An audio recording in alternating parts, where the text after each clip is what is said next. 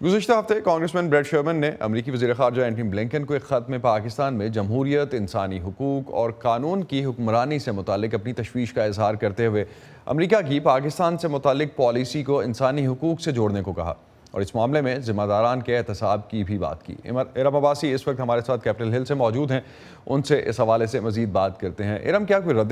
رد عمل آیا ہے اسٹیٹ ڈپارٹمنٹ کی طرف سے اس خط کے جواب میں؟ جی اسد، میں نے وزیر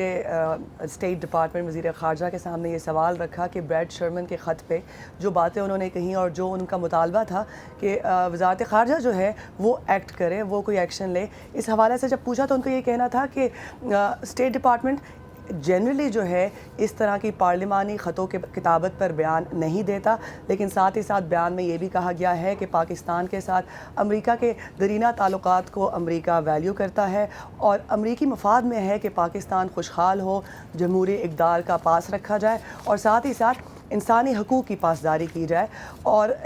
بیان میں یہ بھی کہا گیا تھا اسد کہ امریکہ جو ہے اس حوالے سے پاکستان کے اعلیٰ اہلکاروں سے مسلسل بات کرتا رہتا ہے، چاہے وہ قانون کی پاسداری ہو، ہیومن رائٹس ہوں یا پھر ڈیموکریسی کے بارے میں بات ہو، لیکن بیان میں یہ بھی کہا گیا ہے کہ امریکہ جو ہے پارلیمان کی جانب سے یہ انٹرسٹ جو کہ باہمی تعلقات میں شو کیا جا رہا ہے اس کو خوشائن قرار دیتا ہے، اس کو ویلکم کرتا ہے۔ بہت شکریہ ارم، آپ ہمیں اپڈیٹ کر رہی تھیں کہ اسٹیٹ ڈپارٹمنٹ کا اس پر کیا رد عمل آیا ہے۔